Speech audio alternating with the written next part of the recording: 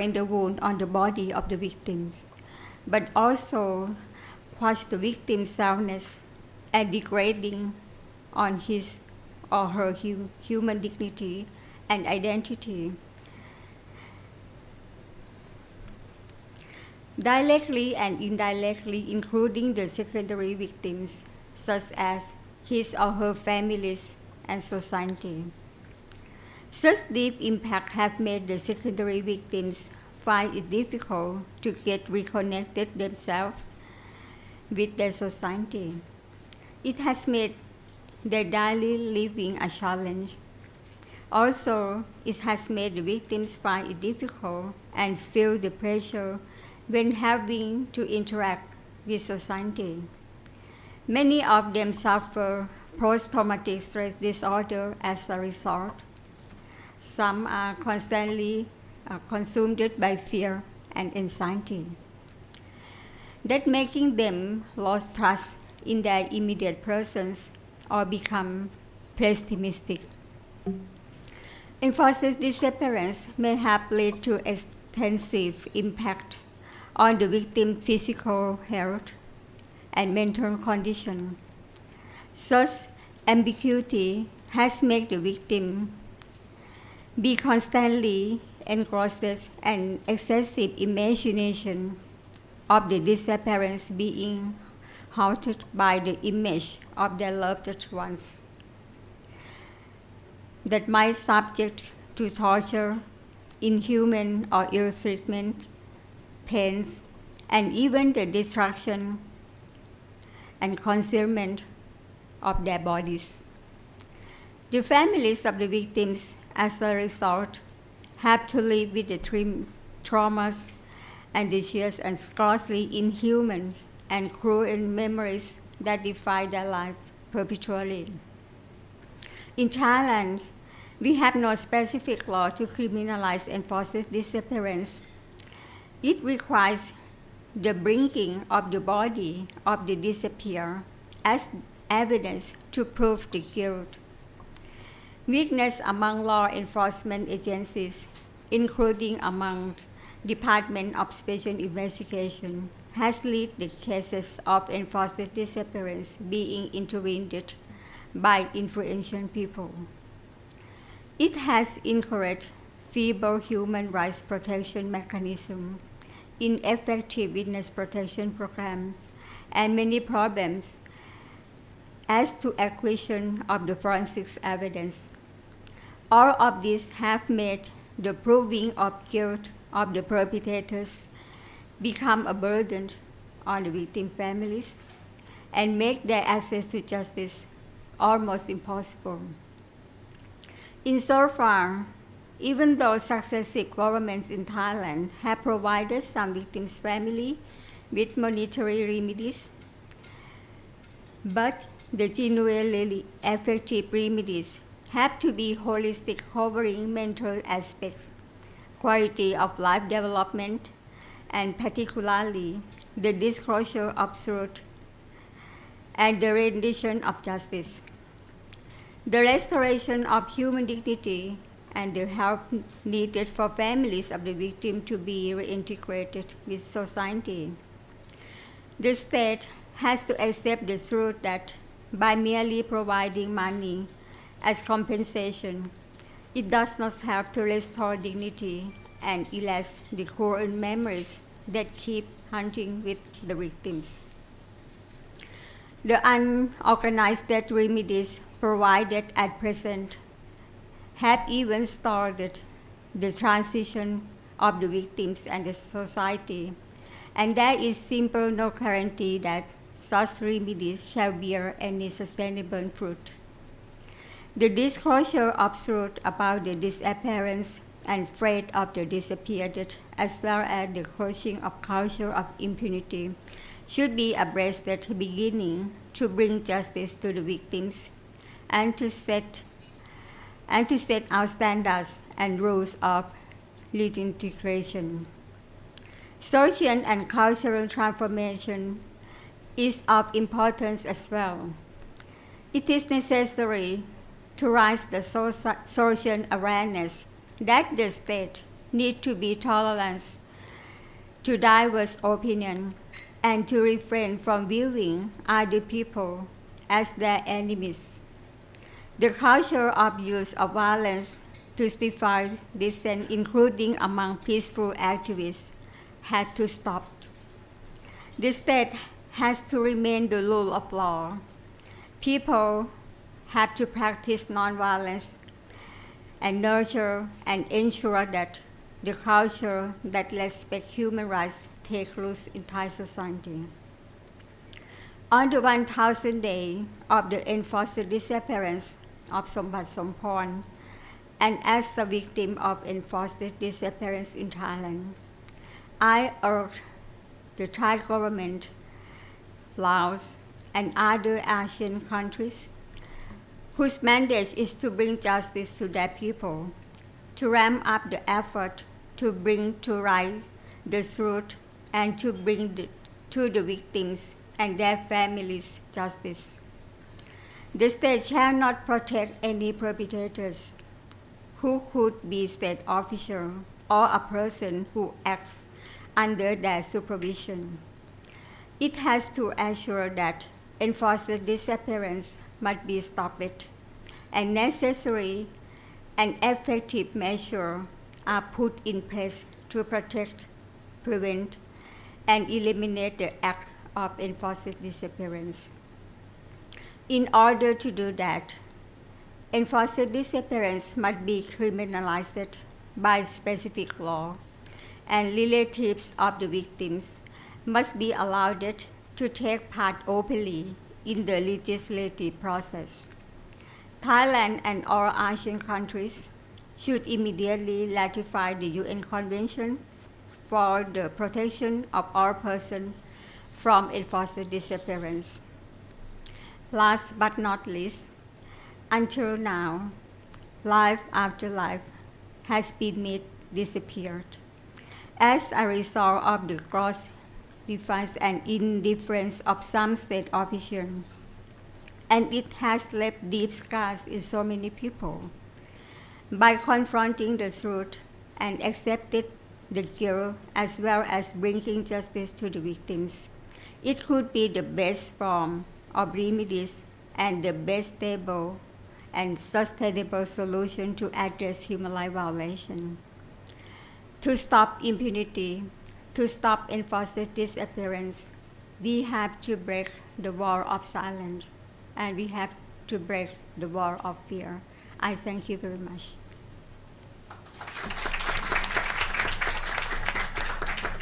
Thank you, Kunankana, for sharing with us your experience from the perspective of victims of enforced disappearance and the challenges of obtaining justice, particularly in a country like Thailand that we've seen still had a massive number of cases of unsolved cases of enforced disappearances.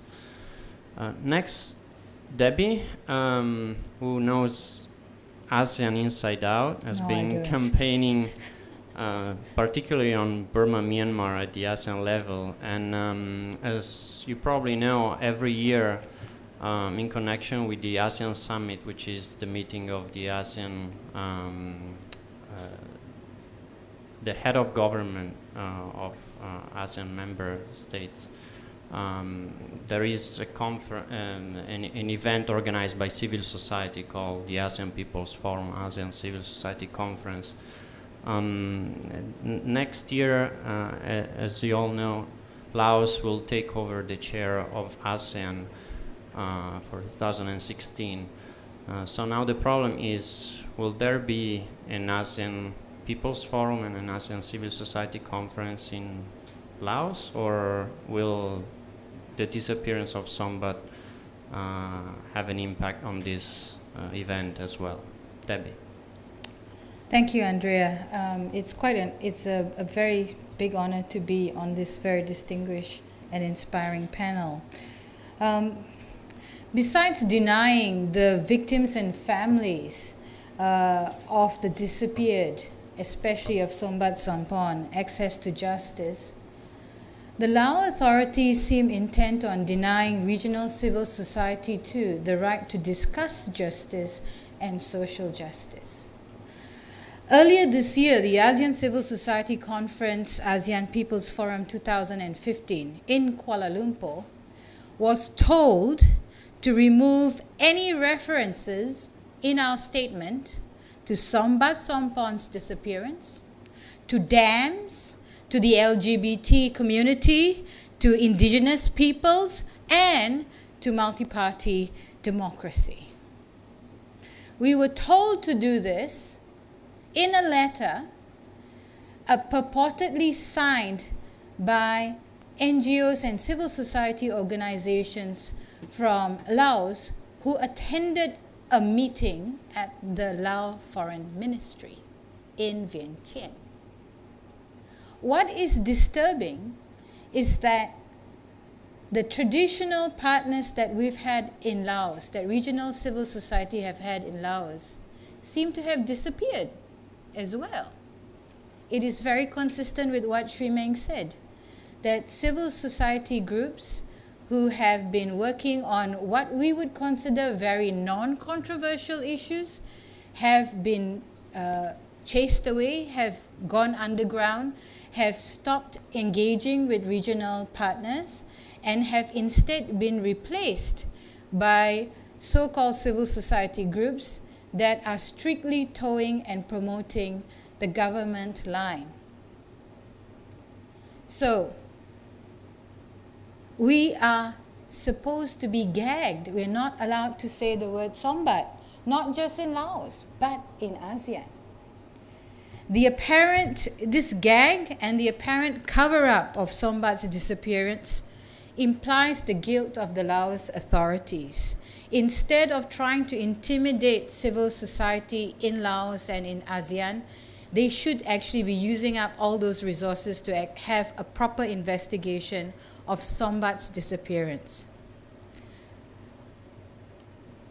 ASEAN and other governments must not enable and embolden the Lao government to further suppress and intimidate domestic and regional civil society. While it is inspiring to know that many governments have expressed concern in public and at various international fora, including through the UPR process, I think it's time to match words with action. Government engagement and aid must be conditioned on Laos meeting its international obligations, especially concerning the investigation of Sombath Somphone's disappearance. The governments who spoke about this in public, including at the UPR process, should not be throwing aid funds at Laos. Unconditional engagement is emboldening the Lao government to continue this tradition of saying one thing and doing another, much to the detriment of development in Laos and development in this region. It is emboldening Laos to say one thing in public, but in reality telling us that no one is safe. Simply put, I'm calling on these governments who talked about Sombath's disappearance to put their money where their mouth is. It is time to match words with action. Thank you. Thank you, Debbie.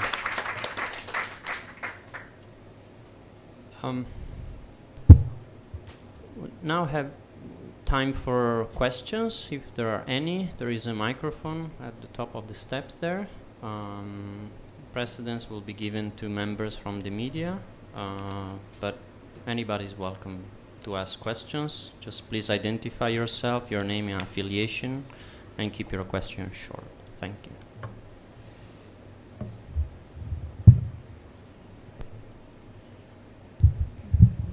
Maybe in the meantime you're thinking of a question, and then I can ask one. Sorry, I didn't answer your question. Exactly, that's what I was coming to. But I think the more general question could be what's next, and I think it's a question that probably all four panelists could attempt to answer, and probably we can start from Debbie, since exactly the question went unanswered. And what are the next steps in terms of the ASEAN People's Forum and the likelihood of that happening in Laos? I'm not going to use a crystal ball to predict what will happen, but I can say very clearly that at the sidelines of the ASEAN People's Forum in Kuala Lumpur in April this year, there was a very heated meeting during which the representatives essentially representing Laos interests, the Lao government interests, and representatives representing independent Laos civil society, as well as ASEAN civil society representatives, sat down and had a talk about whether we should actually allow, or we should proceed with the ASEAN People's Forum 2016 being held in Vientiane. Now, if we did actually proceed with trying to organize this conference, we have to be willing to throw away any reference to Sombath, dams, LGBT, indigenous people, and multi-party democracy. So it will actually be more of a group meditation rather than a conference, because there are very few things that we will have left to talk about. It would also be a submission and a surrender to the Lao agenda, the Lao government agenda, which would actually make some ASEAN governments very happy, because they wish that we would not talk about LGBT, multi-party democracy, indigenous people's rights, dams, and enforced disappearance. So I think there is a process now going on that the delegation nominated by the APF to go to Laos, to Vientiane, and actually talk face-to-face with the Lao government to find out whether they are that serious, whether they're intent on sticking with these conditions, because it looks very unlikely. If the Lao authorities insist on that, then we're going to have a very big problem with holding the APF in Laos, especially when our traditional partners don't seem to be willing to surface as well, or to come up and openly work with us. So that's a big problem. The other problem too is the fact that in 2012, there was the Asia-Europe People's Forum held in Vientiane. It was heralded as a breakthrough event. This is groundbreaking. We're actually bringing Asian and European civil society together with Laos civil society. It was going to be the blossoming of civil society in Laos. It was going to be the turning point in the opening up of Laos, so that it can be more easily integrated politically, culturally, and so on into the Asia-Europe alliance and cooperation. What happened as a result? Sombath disappeared. Things went worse for civil society. Those groups that were there, those people that were there, who temporarily threw off their fear, who were encouraged by this event to speak up and to work with regional groups and international groups, have gone into hiding. Some of them have trimmed back or stopped doing the work that they were doing. Can we actually afford to hammer Laos further by having an ASEAN People's Forum that will be comprised mostly of gongos, of government organized NGOs or government agents pretending to be civil society? We would be endangering those remaining members of civil society who have been doing their work. This is a very big dilemma. Can we afford to have more disappearances in Laos for those brave people who dare to turn up for the ASEAN People's Forum? In fact, in one interaction we were told we should not, regional activists don't need to be worried that whether they are safe or not. If you are good people, you will be safe. So what is the definition of good people in the eyes of the Laotian authorities? We are told you can't go and talk about Sombath. Don't say his name when you go to Vientiane. Are you joking? Is that what we're supposed to do? Are we actually wanting to become temporary prisoners of the Laotian authorities? Because essentially, if you go to Vientiane and you can't talk about Sombath, you can't talk about LGBT, you can't talk about dams, you can't talk about indigenous people, you can't talk about multi-party democracy, we are submitting ourselves. We are making ourselves temporary prisoners every time we visit to Vientiane. That is actually the dilemma of regional civil society at this time. It's also been very frustrating because the APF has been seeking a meeting with the Laotian authorities for quite some time now, since April. We've been told the latest is that there's been an appointment made for October the 1st. And we are concerned that this is another delaying tactic to make people put off their decision, the final decision, on whether we are actually having an ASEAN People's Forum in Laos next year. I wonder too whether Laos is going to tell all those governments who are coming to the ASEAN Summit and to ASEAN meetings, no Sombath, no dams, no LGBT, no multi-party democracy, no indigenous people. I'm sure more no's will be added. And then we're just going to have meditative ASEAN summits. Thank you, Deb. Anyone else, Kingsley, Shui-Meng, want to add anything about potential avenues that may be explored, pursued in terms of next steps, what to do or what other actors should do? Unfortunately, there is no superior body with powers of intervention in international human rights law, such that a state or some agency can directly intervene in Laos and force it to comply with its international obligations. The one exception being if an enforced disappearance meets the definition of an international crime within the Rome Statute, that it is a part of a widespread or systematic attack against a civilian population, in which case then there is power for someone to be brought before the international court. But for human rights generally, no. And so we are left in the position where we must make sure that this case is not forgotten.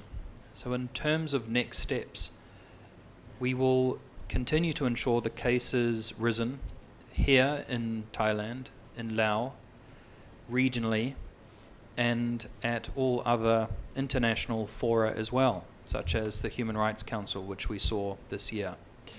Because there is much less of an incentive to resolve issues that have been forgotten. And we hope that by continuing to remind Laos of its international obligations and continuing to remind other states that work with Laos of Laos' international obligations, ultimately, over time, Laos will have no choice but to comply with them.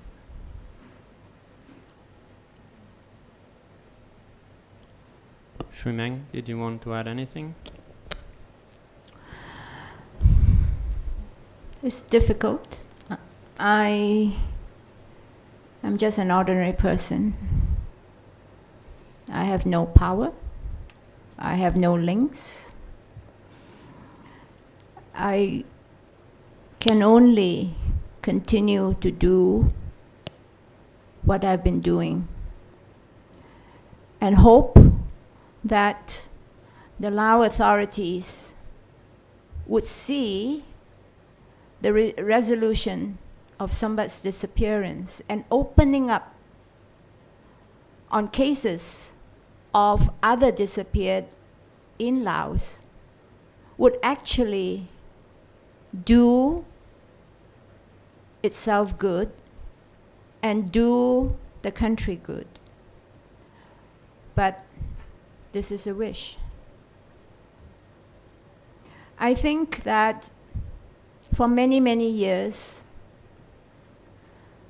Laos has isolated itself and has not been engaged very actively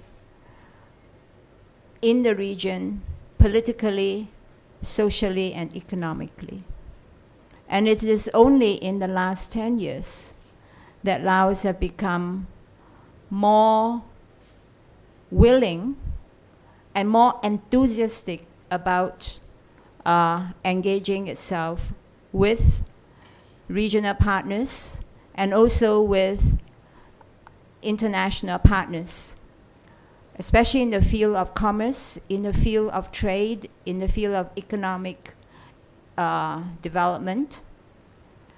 But I think, and this is again a hope, that there will be newer and younger leaders that come up through the ranks of the Lao polity, will see that very conservative, old-style politics may work to its own detriment. Laos will be chairing the ASEAN in 2016.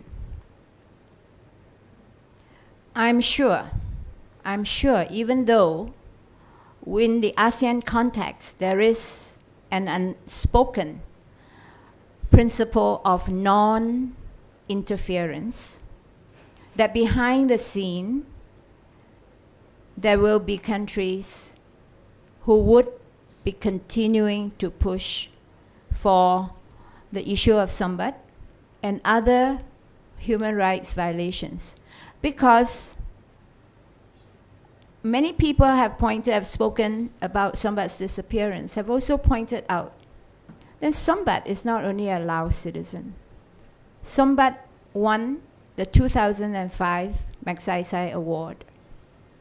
He should be regarded as a citizen also of ASEAN. What happens to one person or many persons in one ASEAN country actually have implications on the reputation of other ASEAN countries also. And this is also in the context that ASEAN wants to build an ASEAN economic community, for which it had also referred to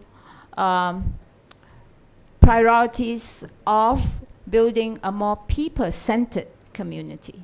Now, how true that will be, or how effective that will be, or how sincere that will be, is something that we need to watch.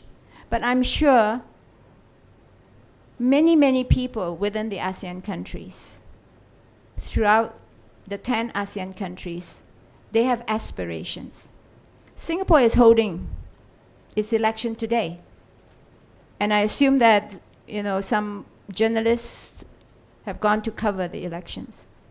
Singapore is changing. Other countries are changing. I'm sure that Laos will change too. Let's hope that the pace of change will not be a snail-paced one. Let's hope that for me personally, for my family, that I will see the resolution of this case. I will do whatever I can, as I stated, but my hands are tied. There are very few doors open to me in Laos. The legal system is difficult to even comprehend in Laos.